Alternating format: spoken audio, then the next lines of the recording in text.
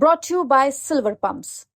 Top quality और consistent performance के लिए सिर्फ सिल्वर पंप्स, नाम याद रखना। नमस्कार, बिहार तक देख रहे हैं आप और आपके साथ मैं हूं आशीष अभिनव। बिहार विधानसभा चुनाव को लेकर एक ताज़ा सर्वे सामने आया है। सबसे पहले आपको ये बता दें कि इंक इनसाइट ने ये सर्वे किया है और बिहार चुनाव को लेकर ये सर्वे किया गया है। पिछले महीने यानी अप्रैल में फोन के जरिए 5000 से ज़्यादा लोगों से बातचीत के आधार पर यह सर्वे तैयार किया गया और लोगों के मन को जानने की कोशिश की गई है कि वो किनको वोट डालेंगे।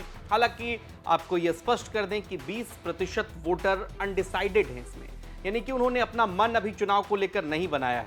लेकिन जो रिपोर्ट सामने आई है उसमें सीएम फेस को लेकर लोगों से बातचीत की गई तो इसमें चौंकाने वाले आंकड़े सामने आए। आखिर बिहार में सीएम पद की पहली, दूसरी, तीसरी और चौथी पसंद में कौन से नेता सामने, यह हर कोई जानना चाहता है। अब जो सर्वे रिपोर्ट सामने आई है उनमें तेजस्वी यादव आरजेडी के नेता और नेता प्रतिपक्ष भी पहली पसंद के रूप में टॉप पर बने हुए हैं, लेकिन सीएम नीतीश अब उन्हें कड़ी टक्कर दे रहे हैं। हम आपको विस्तार से ग्राफिक्स के जरिए सीएम फेस पर लोगों की राय दिखाते हैं। सवाल पूछा गया कि आप सीएम फेस के रूप में किसे देखना चाहते हैं। इसके जवाब में जो लोगों ने अपनी बात रखी है, नीतीश कुमार के समर्थन में 34% लोगों ने हामी भरी है। वहीं तेजस्वी यादव टॉप पे हैं, 39% लोग उन्हें सीएम फेस के रूप में देखना चाहते हैं।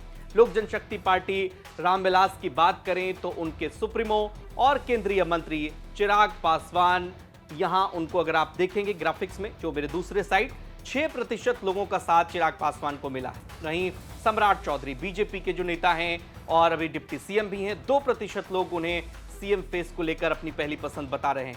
लेकिन क्या ये राह तेजस्वी के लिए जो पहले नंबर पर है इतना ही आसान है? सीएम नीतीश कुमार भले दूसरे नंबर पर हैं, लेकिन कई सारी चीजें सीएम नीतीश कुमार के पक्ष में जाती दिख रही हैं। पॉलिटिकल एनालिस्ट अमिताभ तिवारी क्या कुछ कहते हैं, सुनिए। हाँ, सीएम प्रेफरेंस में क्योंकि नीतीश कुमार लगभग 20 साल से चीफ मिनिस्टर हैं, तो आप जब भी ये क्वेश्चन किसी से पूछें तो ये top of the mind recall में करंट सीएम जो है, जो भी होता है किसी भी पार्टी का, उसको एक नेचुरल बेनिफिट एडवांटेज होता है इस सवाल में। आपको ध्यान होगा दिल्ली में भी केजरीवाल सबसे आगे थे, लेकिन चुनाव आम आदमी पार्टी हारी। तो और नीतीश कुमार ये जरूर दिखाता है ये सर्वे, और अगर इसके आंकड़े अल्टीमेटली करेक्ट प्रूव होते हैं कि नीतीश कुमार को या तो जितना कमजोर समझा जा रहा है या जितना ये अज्यूम किया जा रहा है कि वो अनपॉपुलर हो रहे हैं 20 साल के उनके कार्यकाल के बाद, शायद उतना कमजोर वो नहीं है। क्योंकि अभी भी लगभग 33-34% लोग उनको मुख्यमंत्री के रूप में देखना चाहते हैं। हाँ, ये भी इसका एक पहलू है कि क्योंकि बीजेपी के पास कोई चेहरा नहीं है, बीजेपी के पास कोई पैन स्टेट लीडर नहीं उभर के आया है, तो बीजेपी के सपोर्टर भी जो है वो भी कहीं ना कहीं ये देखते हैं कि नीतीश कुमार ही जो है वो एनडीए को लीड कर सकते हैं एटलीस्ट इस चुनाव में, या फिर तेजस्वी यादव जैसे युवा लीडर को टक्कर दे सकते हैं। अब यहाँ एक और बहुत इंटरेस्टिंग बात देखने को मिलती है। तेजस्वी लीड कर रहे हैं पुरुषों में, तेजस्वी सीएम रेटिंग में भी लीड कर रहे हैं, लेकिन महागठबंधन पीछे है वोट शेयर में। तो क्या हो रहा है, क्यों ऐसा हो रहा है? अगर हम इसको समझने की कोशिश करें, वो इसलिए हो रहा है मिलिंद जी कि एनडीए के पास एक कलेक्टिव लीडरशिप है।